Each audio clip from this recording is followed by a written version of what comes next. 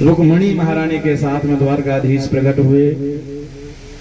द्वारकाधीश ने कहा, सुदामा मैं जानता हूं मेरी सुदामा को कभी लोभ तो जीवन में आ ही नहीं सकता है, परंतु सुदामा यदि तुम्हारे पास में अधिक धन है तो उस धन का सदुपयोग करो, दान में लगाओ। कोई गरीब की कन्या है तो उसका विवाह करो, किसी को पुस्तक दान में दो, किसी को अन्नदान करो। जैसी आपकी श्रद्धा है उसके अनुसार दान अवश्य करना चाहिए। इसका सदुपयोग करो, जीवन में तुम्हें कभी अभिमान नहीं होगा, घमंड नहीं होगा। और भगवान सुदामा जी को दिव्य दर्शन दे करके अंतर ध्यान हो गए। एक दिन भगवान सूर्य ग्रहण के अवसर पर सब परिकर कुरुक्षेत्र पधारे हैं। भगवान का कुरुक्षेत्र में पदार्पण हुआ है। ब्रजवासी भी आए हैं और ब्रजवासियों के साथ में भगवान वार्तालाप करते हैं। रुक्मणी जी आई हैं, राधा जी आई हैं। राधा जी को देख करके द्वारकाधीश बड़े प्रफुल्लित हुए हैं। वसुदेव जी के द्वारा भगवान ने बड़ा एक यज्ञोत्सव कराया है और बड़े बड़े संत आकर के भगवान द्वारकाधीश की स्तुति गाते हैं। देवकी ने कहा, कन्हैया यदि तो सच में भगवान है तो मेरे मरे हुए 6 पुत्रों को वापस लौटा दे, तो मैं समझूंगी कि हाँ तो भगवान है। और भगवान देवकी के मरे हुए 6 पुत्रों को पुनः वापस लौटाते हैं। द्वारका वासियों ने ब्रजवासियों से कहा कि भैया तुम भी द्वारका चलो, वहां सब मिलकर के प्रेम से रहेंगे। ब्रजवासी कहने लगे, उद्धव हमें तो ब्रज ही प्यारा लगता है, हमारा मन ब्रज में ही लगता है, हमें ब्रज छोड़ के अन्यत्र कहीं नहीं जाना है। जब तक जिएंगे तब तक इस ब्रज में ही रहेंगे। उद्धव हम तो रात दिन कृष्ण कृष्ण रखते हैं और श्री कृष्ण का नाम ही हमारी जिह्वा पर सदैव रहता है, हम जीवन में कभी कृष्ण को भूल नहीं पाएंगे। उद्धव हम इस ब्रज के ममत्व को कैसे छोड़ दें। कृष्णा कृष्णा कहते उद्धव, प्राण हमारे जाए रे। कृष्णा कृष्णा कहते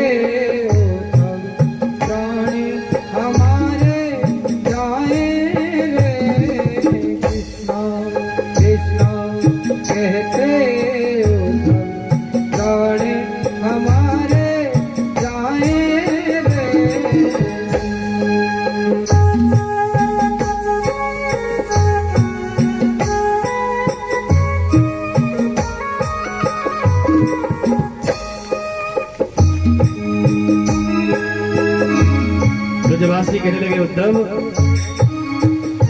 हम ब्रज में जन्मे हैं, ब्रज में पैदा हुए हैं, हम ब्रज को छोड़ करके कहीं नहीं जाएंगे। जैसे जल के प्राणी जल में पैदा होते हैं और जल में ही मर जाते हैं। ब्रज की रज में काया वीर में ये इच्छा मन माही रे। ब्रज की रज में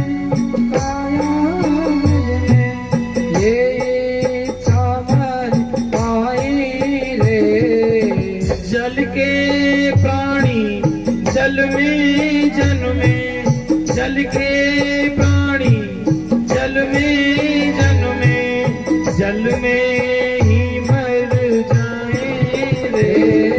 कृष्णा कृष्णा कहते उद्धव, प्राण हमारे जाए रे। कृष्णा कृष्णा। उद्धव ना हमें स्वर्ग चाहिए, ना वैकुंठ चाहिए, ना हमें ब्रह्मलोक की चाहना है। हमें तो उस मिट्टी से प्रेम है, उस ब्रज रज से प्रेम है कि जहाँ पर नंगे चरण हमारे कन्हैया विचरण करते थे, जहाँ उन्होंने गाय चराई, जहाँ उन्होंने रास रचाया।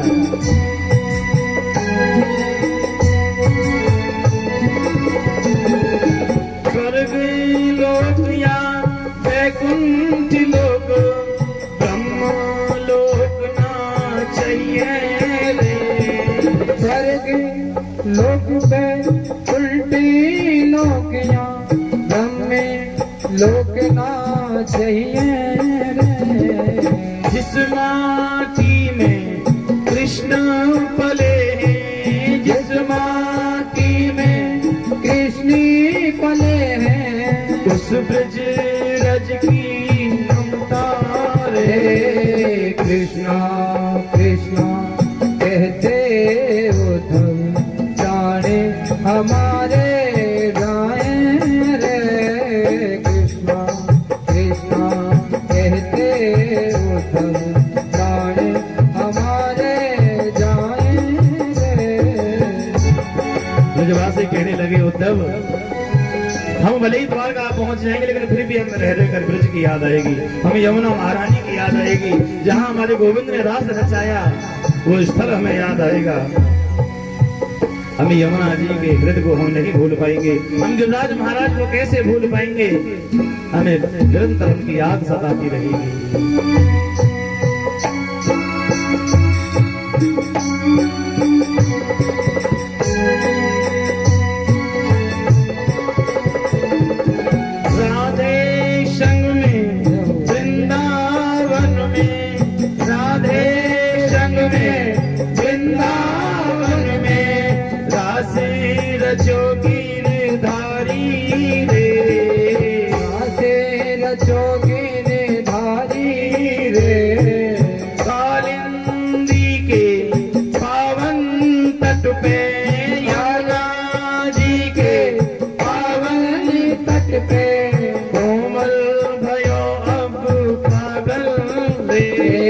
कृष्णा कृष्णा कहते उद्धव जाने हमारे जाए रे। कृष्णा कृष्णा कहते उद्धव जाने हमारे जाए रे। कृष्णा कृष्णा कहते उद्धव जाने हमारे जाए बोलिए भक्तवत्सल भगवान की जय। राजा परीक्षित ने अगला प्रश्न सुखदेव भगवान से किया, गुरुदेव हमारे दादा दादी का विवाह कैसे हो वो कथा सुनाइए। सुखदेव भगवान बोले, राजन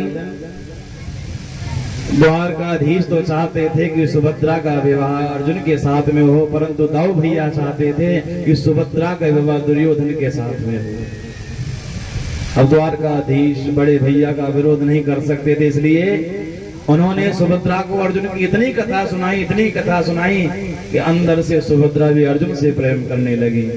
और भगवान ने दिया रचाई, भगवान ने बाबाजी बनाकर अर्जुन को द्वारका में लाकर के मंदिर पर बिठा दिया। अर्जुन द्वारका में आते रहते थे इसलिए सबको जानते थे, मंदिर पर जो भी जाए अब तो अर्जुन जी सबका हाथ देख करके बोले, तुम्हारा ये नाम है, तुम्हारा फलाना घर है, तुम्हारे 4 बच्चे हैं, तुम फलाने नंबर के मकान में रहते हो। अब तो सब करे हाँ जी हाँ जी हाँ जी। धीरे धीरे महाराज जी की ख्याति पूरे द्वारका में फैल गई, पूरे द्वारका में शोर मच गया कि मंदिर पर जो महाराज जी आए बड़े अच्छे ज्योतिषी हैं, सब भविष्य बताते हैं। दाऊ भैया के मन में विचारा, चलो हम भी महाराज जी के दर्शन करें। दाऊ भैया गए, जाकर के प्रणाम किया, महाराज जी नमो नमः। एक बार तो अर्जुन जी शक बगाए के बड़े भैया हैं, कैसे आशीर्वाद दें, लेकिन अगले मन में विचार किया जब बाबा जी बने तो पक्के बनेंगे, आशीर्वाद दे दिया, आनंद करो सुखी रहो। अर्जुन बोले, देखो तुम्हारे मन में बड़ी शंका चल रही है, तुम आजकल बड़ी चिंता में रहते हो और तुम्हारी चिंता क्या है वो मैं जानता हूँ। तुम्हें आजकल अपनी बहन के विवाह की बड़ी चिंता रहती है। दाऊ भैया बोले, बस महाराज सही पकड़े, मुझे बहन के विवाह की बड़ी चिंता रहती है। अर्जुन जी बोले, चिंता मत करो, तुम्हारी बहन का अति शीघ्र विवाह होगा, हमारा आशीर्वाद है, जाओ। दाऊ भैया बोले, महाराज जी यदि आप कल का भोजन हमारे घर में करो, कल की प्रसादी हमारे घर पाओ, बड़ो अच्छा रहेगा, आनंद आएगा। अर्जुन कहने लगे, जो बाबा जी बने थे, देखो हम वैसे तो कहीं जाते नहीं, पर तुम्हारा प्रेम अधिक है इसलिए तुम्हारे घर अवश्य आएंगे। निमंत्रण देकर के दाऊ भैया चले गए। अगले दिन भोजन की तैयारी होने लगी। दाऊ भैया तो अपने कार्य में व्यस्त हो गए। द्वारकाधीश और सुभद्रा से कह दिया कि मंदिर से महाराज जी आएंगे, उन्हें प्रेम से भोजन कराना, उन्हें प्रेम से भोजन पवाना। अर्जुन सवेरे पहुंचे, आसन पर द्वारकाधीश ने बैठा दिया। द्वारकाधीश ने सुभद्रा से कहा, बहन जी मुझे कोई जरूरी काम आ गया है, मैं अभी थोड़ी देर में आता हूं, तुम प्रेम से महाराज जी को भोजन कराओ, महाराज जी की सेवा करो। अर्जुन तो जानते थे कि ये सुभद्रा है, तो इसलिए एकांत पाकर अर्जुन बार बार सुभद्रा को ही देखे जा रहे थे। सुभद्रा के मन में विचार आया कि बाबा जी मुझे क्यों देख रहा है, मुझे तो इस बाबा जी की नजर अच्छी नहीं लग रही है, कि बाबा जी बहुत देर से मुझे ही देख रहा है। अगली पल सुभद्रा ने मन में विचार किया कि मुझे लगता है कि मैंने इस बाबा जी को कहीं देखा है।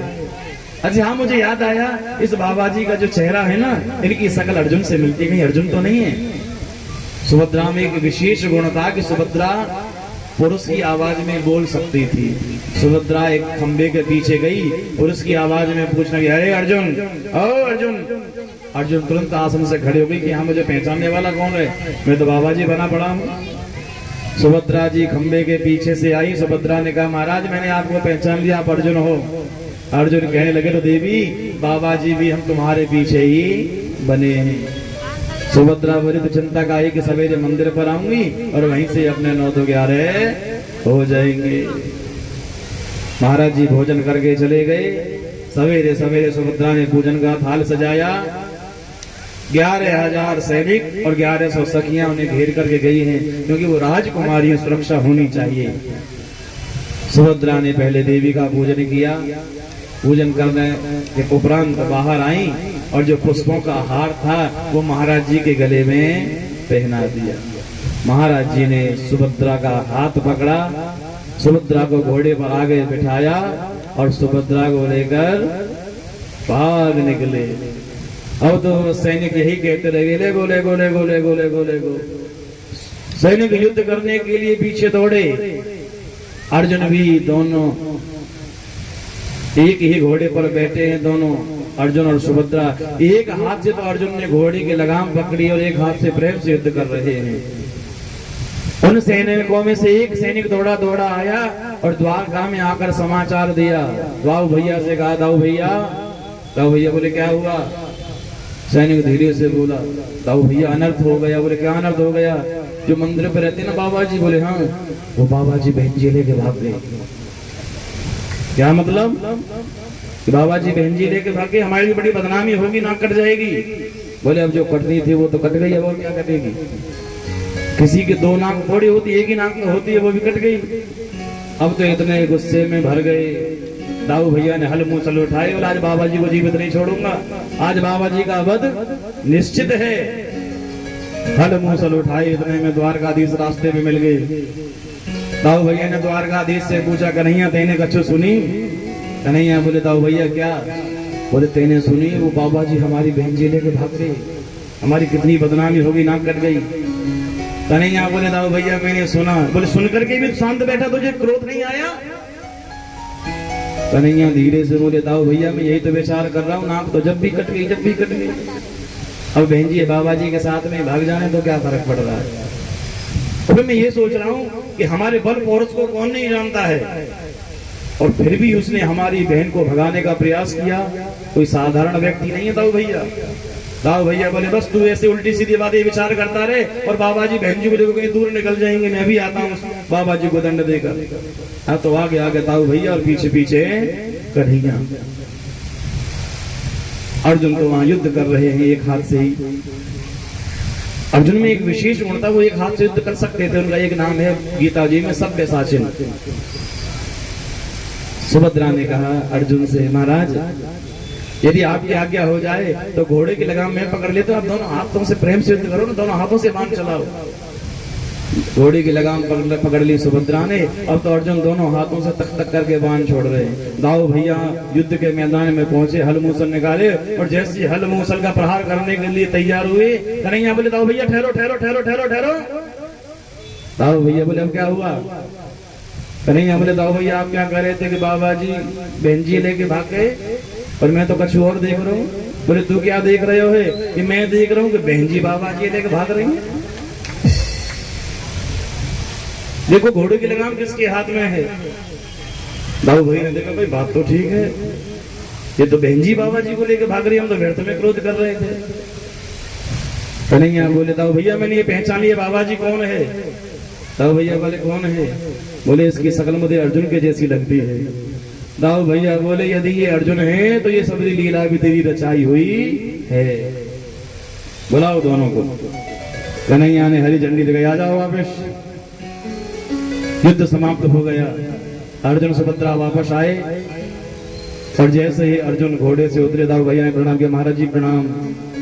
अर्जुन शर्मा आ गए। अर्जुन बोले महाराज क्या बताएं, हम तो सब द्वारकाधीश के हाथ की कठपुतली हैं, जैसे ये नचाते हैं वैसे हमें नाचना पड़ता है। सुखदेव भगवान बोले राजा परीक्षित ऐसे हुआ था तुम्हारा दादाजी का विवाह। वेद तुति भृगु जी के द्वारा तीनों देवों की परीक्षा हुई। भृगु जी ब्रह्मा जी के पास में गए, ब्रह्मा जी को प्रणाम नहीं किया तो ब्रह्मा जी नाराज हो गए। भगवान भोलेनाथ को गले नहीं लगाया तो भगवान भोलेनाथ नाराज हो गए और सबसे अंत में पहुंचे क्षीर सागर में भगवान नारायण के पास में। तो भगवान नारायण के छाती में जाती जोर से लात मारी, वक्षस्थल पर प्रहार किया। भगवान तुरंत शेष सैया से खड़े हुए आकर के भृगु जी के चरण दबाए और हाथ जोड़ करके भगवान ने कहा ये अतीव कोमलो तात चरणौ ते महामुने इत्युक्त्वा विप्रचरणौ मर्दयन् श्वेन पाणिना। कि ब्राह्मण देवता मेरा वक्षस्थल बड़ा कठोर है, आपके चरण बड़े सुकोमल हैं, कहीं आपको चोट तो नहीं पहुंची। भृगु जी ने स्वर मचा दिया कि तीनों देवों में सबसे बड़े हैं भगवान नारायण। आपने देखा होगा जो लड्डू गोपाल की छाती पर एक चरण चिन्ह होता है ना, वो भृगु जी का चरण चिन्ह है। इसी के साथ दसम स्कंद को विराम। एकादश स्कंद में यदुवंश के ऋषियों का श्राप लगा। 56 करोड़ यादवों में से आपस में लड़ लड़ के मर गए, केवल 56 करोड़ में से 516 शेष बचे। और भगवान ने कह दिया कि आज से 7वें दिन ये द्वारका समुद्र में विलीन हो जाएगी, जिसे अपना इंतजाम करना है या प्राण बचाने बचा सकता है। राजा जनक और नवयोगेश्वरों की कथा सुनाई। नवयोगेश्वर राजा जनक की सभा में आए। कभी हरि अंतरिक्ष प्रबुद्ध विपलायन आविर्भूत द्रुमन समस्कर भाजन। उन्होंने आकर धर्मोपदेश किया, भक्तों के लक्षण बताए कि कायेन वाचा मनसेन्द्रियैर्वा बुद्ध्यात्मना वानो सुतस्य भावात् करोति यद्यत् सकलम परस्मै नारायण समर्पयेत्। जो भी आप घर में रहते हुए कर्म करते हैं ना, चाहे मन से करें चाहे वाणी से करें, तीनों कर्म भगवान को समर्पित कर दीजिए। मनसा कर्मणा वाचा। भजन भी करते तो भजन भी भगवान को समर्पित कर दो। भक्ति हुए पुरुषों की गति बताई, जो भगवान की भक्ति नहीं करते हैं ना, वो बार बार इस संसार में जन्मते हैं और मरते रहते हैं। दत्तात्रेय जी की 24 गुरुओं की कथा सुनाई। दत्तात्रेय भगवान ने पृथ्वी को गुरु बनाया, उससे धैर्य और क्षमाशीलता का गुण सीखा। वायु से निर्लिप्तता का गुण सीखा।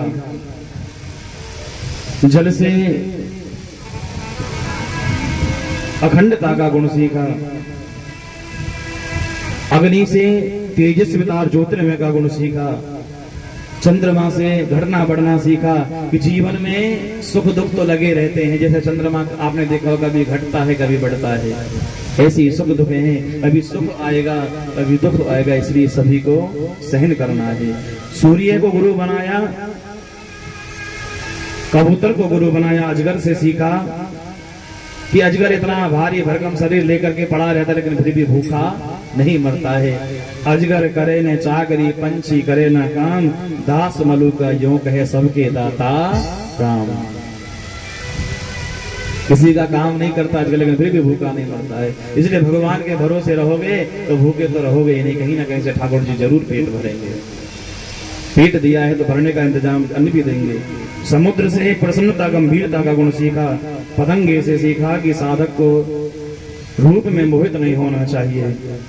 भौरा मधुमक्खी को गुरु बनाया, उससे सीखा कि संग्रह नहीं करना चाहिए। मधुमक्खी ने शहद इकट्ठा किया, बहेलिया आया, सारा शहद लूट करके ले गया और बहुत सारी मक्खियों को मार गया। इसलिए यदि हमारे पास में कोई ऐसी वस्तु है जो संसार पीछे पड़ा है, या हमें अधिक संग्रह नहीं करना चाहिए।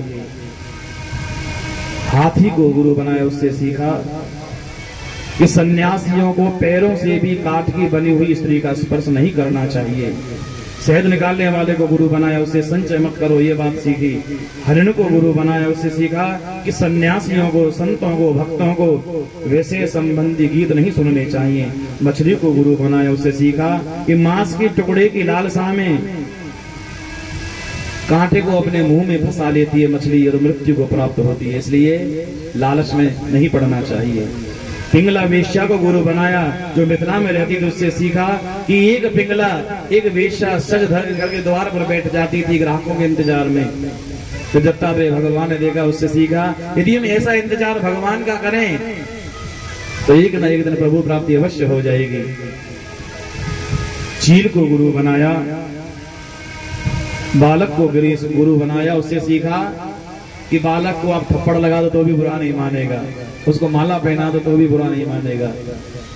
उससे सीखा कि साधु को भी मान सम्मान से परे रहना चाहिए, मान अपमान से। बाण बनाने वाले को गुरु बनाया, सर्प को गुरु बनाया, कुंवारी कन्या को गुरु बनाया, मकड़ी और भृंगी को गुरु बनाया और सत्संग की महिमा बताई। सत्संग की महिमा के विषय में बताया। भगवान कहते हैं कि यदि मुझे वश में करना है तो सत्संग ही एक ऐसा साधन है कि जिससे मुझे वश में किया जा सकता है। कि बिन सत्संग विवेक न होई, राम कृपा बिन सुलभ ना सोई।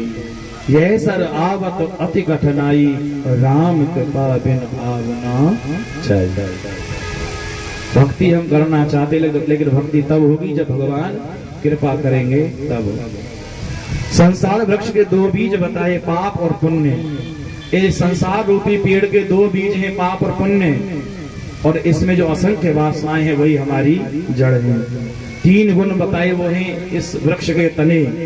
पंच महाभूत इसकी मोटी मोटी मुख्य शाखाएं हैं। जीव और ईश्वर दो पक्षी घोंसला बनाकर इस संसार वृक्ष में रहते हैं। वात, पित्त और कफ तीन तरह की इस वृक्ष की छाल है। दो फल इस पर लगते हैं संसार वृक्ष पर, और उसके दो फल हैं सुख और दुख। जीव जैसा कर्म करता है उसके अनुसार उसे वही फल मिलता है, सुख का या दुख का। वर्ण आश्रम धर्म का निरूपण किया। चार वर्ण चार आश्रम बताए। चार वर्ण बताए, ब्राह्मण, क्षत्रिय, वैश्य और शूद्र। चार आश्रम बताए, ब्रह्मचर्य, गृहस्थ, वानप्रस्थ और संन्यास। गुण दोष का वर्णन किया। गुण दोषा, दृश्य दोषा, गुणस्तु भय वर्जता। यदि किसी के अंदर देखना है तो उसका गुण देखो, उसकी बुराई मत देखो। हर जीव में कोई ना कोई बुराई है, हर व्यक्ति में कोई ना कोई बुराई है। मेरे अंदर भी कोई कमी है, कोई बुराई है, शायद आपको दिखाई नहीं दे रही होगी। किसी की दिखाई दे जाती, किसी की ढकी रहती है।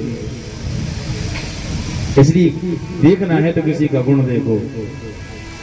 उद्धव जी का बद्रिकाश्रम गमन, यदुकुल के संहार का वर्णन और श्री भगवान का स्वधाम गमन। इसी के साथ एकादश स्कंद को विराम। एकादश वांग में पुष्प भगवान श्री हरि के श्री चरणों में समर्पित। बोलिए द्वारकाधीश भगवान की। कलयुग के धर्म बताए द्वादश स्कंद में कि कलयुग में क्या क्या सब देखने को मिलेगा। कि पांडित्य चापरम बचाह, जो जितना बोल चाल में अच्छा होगा, चालाक होगा, कलयुग में उसे उतना ही बड़ा पंडित माना जाएगा, चाहे वो जानता कुछ भी नहीं है। कलयुग में लोग स्नान कम करेंगे, बालों में तेल लगाकर, कंघी करके, क्रीम पाउडर लगाकर स्नान समझा जाएगा। और सर्दियों में सब ज्यादातर ऐसा ही करते हैं। कौन नहाता है रोज? कोई कोई वोट आपकी कम है नहाने वालों की। विद्युत प्रायेषु मेघेषु शून्य प्रायेषु सदमसु। कलयुग में आकाश में बिजली बहुत चमकेगी पर बारिश कम होगी, असमय पर होगी। जब बारिश की जरूरत होगी तब नहीं होगी, जब बारिश की जरूरत नहीं होगी तब होगी। और कलयुग में माँ बाप की सेवा बच्चा तब तक करेगा जब तक शादी नहीं होगी, और शादी होने के बाद में घर वाले शत्रु दिखाई देंगे और ससुराल वाले अच्छे लगेंगे। और पति पत्नी के ऐसे अधीन होगा कि उसके इशारों पर नाचेगा। तुलसीदास जी भी कहते हैं कि नारी विवश नर सकल गोसाई, ना चही नट मर कट की नाई। और जब घोर कलयुग तपने लगेगा, जब हर जगह अमंगल होने लगेगा, तब भगवान मुरादाबाद जिले में संभल नामक ग्राम में विष्णु जैसे ब्राह्मण के घर पर भगवान 24वां अवतार लेंगे और वो भगवान का कल की अवतार होगा। बोलिए कल की भगवान के जय। और कल की भगवान देवदत्त नाम के घोड़े पर सवार होकर तलवार से दुष्टों का संहार करेंगे और फिर से भगवान धर्म की स्थापना करेंगे। यदा यदा हि धर्मस्य ग्लानिर्भवति भारत अभ्युत्थानम धर्मस्य तदात्मानं सृजाम्यहम्। कलयुग के दोषों से बचने का केवल एक ही उपाय बताया है। यदि कलयुग के दोषों से बचना है तो भगवान के नाम का संकीर्तन करो, भगवान के लीलाओं का गान करो, निरंतर भगवान का भजन करो। परीक्षित की परम गति के विषय में बताया। सुखदेव भगवान ने पूछा, राजन और कोई कुछ पूछना है, क्योंकि अब मेरा जाने का समय हो गया है। राजा परीक्षित ने कहा, गुरुदेव यदि आप चले जाएंगे तो तक्षक आएगा, मुझे मार डालेगा। आज थोड़ा सा पहली बार क्रोध किया है। सुखदेव भगवान बोले कि तुम तो राजन मनुष्येदि पशु बुद्धि ममाम जही न जातः प्राग भूतोद्य देह त्वं न नक्षते। अरे तुम कैसी मूर्खों की जैसी बातें करते हो। अरे तुम्हारे अंदर इतनी शक्ति आ गई है भागवत कथा सुनने से, जब तो तुम नहीं चाहोगे तब तक ये तक्षक तुम्हारे पास में भटक भी नहीं सकता है। तुम सिद्ध हो गए हो। आसन लगाया है, सुखदेव भगवान को प्रणाम किया है। सुखदेव भगवान विदा हो गए। राजा परीक्षित ने आसन लगाया और गुरुदेव भगवान की कृपा से स्मरण किया कि सिद्धोष्मी अनुग्रहतोष्मी भवता करुणात्मनः। राजा परीक्षित का शरीर तो पहले ही छूट गया था। तक्षक आया, दाही में दंश दिया है और जय तक्षक ने डसा, राजा परीक्षित के शरीर में से एक अग्नि निकली है। उस अग्नि में उनका शरीर धूल होकर के ध्वस्त हो गया है। मार्कंडेय जी की तपस्या तथा वर प्राप्ति की और माया दर्शन दिखाया। अब जो 2 मिनट की कथा है वो ध्यान से सुनने वाली कथा है। जिन्होंने पिछले 6 दिन कथा नहीं सुनी है, अब 2 मिनट की कथा जरा ध्यान से सुनिए तो आपको सारी कथा सुनने का फल प्राप्त होगा। पहले दिन की कथा में आपने महात्म्य की कथा सुनी, भक्ति और ज्ञान वैराग्य की कथा सुनी। आपने आत्मदेव, धुंधली, गोकर्ण और धुंधकारी की कथा सुनी और श्रोता वक्ता के लक्षण महात्म्य की कथा में सुने। प्रथम स्कंद की कथा में आपने श्रवण किया सौनक जी के 6 प्रश्न, नारद जी के पूर्व चरित्र की कथा, व्यास जी द्वारा श्रीमद् भागवत संहिता के निर्माण की कथा और राजा परीक्षित के जन्म की कथा, कली के आगमन की कथा, सुखदेव भगवान के आगमन की कथा और राजा परीक्षित के सुखदेव भगवान से 2 प्रश्न। द्वितीय स्कंद की कथा में आपने श्रवण किया कि भगवान को प्राप्त करने के 3 साधन बताए, श्रवण, कीर्तन और स्मरण।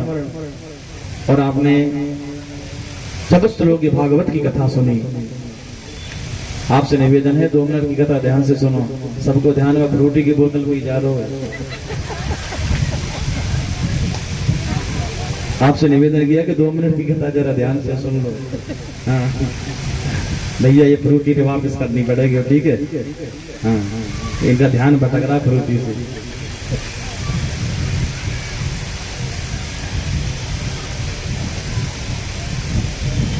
तृतीय स्कंद की कथा में आपने विदुर जी और उद्धव जी की कथा सुनी, विदुर जी और मैत्रेय संवाद की कथा सुनी, कपिल मुनि भगवान के जन्म की कथा, सांख्य शास्त्र की कथा आपने श्रवण की। चतुर्थ स्कंद में आपने सती चरित्र, ध्रुव चरित्र और आपने पुरंजनोपाख्यान की कथा सुनी।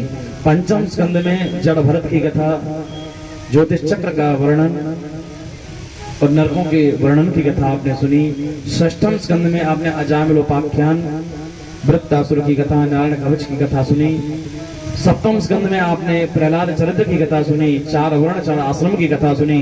अष्टम स्कंद ये मनवंतर कथा, इसमें आपने गजेंद्र मोक्ष की कथा सुनी, भगवान के मोहिनी अवतार की कथा, कच्छप अवतार की, मत्स्य अवतार की, वामन अवतार की कथा सुनी। और आपने नवम स्कंद में वंश वर्णन की कथा सुनी। पहले 12 अध्याय में सूर्य वंश राम कथा सुनी और पिछले 12 अध्याय में चंद्रवंश कृष्ण कथा सुनी। दसम स्कंद में आपने भगवान श्री कृष्ण के प्रागट्य की कथा, नंदोत्सव की कथा, भगवान की बाल लीला, माखन चौरी लीला की कथा और आपने गोवर्धन लीला की कथा सुनी। तत्पश्चात आपने रास पंचाध्याय की कथा, भगवान के मथुरा गमन की कथा, कंसवध की कथा, उद्धव चरित्र की कथा और आपने भगवान श्री कृष्ण और रुक्मिणी के विवाह की कथा श्रवण की। तत्पश्चात आपने भगवान के 16,108 विवाहों की कथा और भगवान के संतति वर्णन सुना के आपके भगवान की कितनी संतानें हुई। आपने तत्पश्चात बलराम जी के ब्रजगमन की कथा, शाल व दंत वक्र के वध की कथा, आपने सुदामा चरित्र की कथा सुनी। आपने सुभद्रा जी के विवाह की कथा भी श्रवण की। त्रिदेवों की परीक्षा भृगु जी ने की, उसकी कथा सुनी। आपने नवयोगेश्वरों की कथा, दत्तात्रेय के 24 गुरुओं की कथा, भक्तिहीन पुरुषों की क्या गति होती है, धर्मोपदेश की कथा आपने सुनी। और द्वादश स्कंद में पुनः आपने कली के वर्णन सुना कि कली में क्या क्या दृश्य देखने को मिलेंगे। पुराण संख्या के विषय में बताया। भागवत जी की महिमा बताते हुए कहते हैं कि जो भी इस भगवान की वाणी रूपी मूर्ति का आश्रय ले लेता है वो इस संसार सागर से बड़ी सरलता से तर जाता है। 4 युग बताए हैं, 4 युगों की आयु बताई। कलयुग की आयु 4,32,000 वर्ष, द्वापर की 8,64,000 वर्ष, त्रेता की 12,96,000 वर्ष और सतयुग की आयु बताई 17,28,000 वर्ष।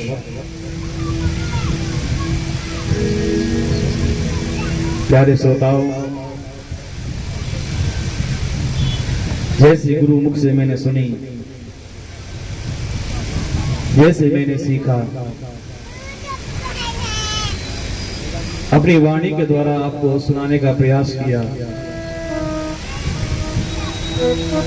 और फिर भी यदि मुझसे कुछ कथा में त्रुटि हो गई हो,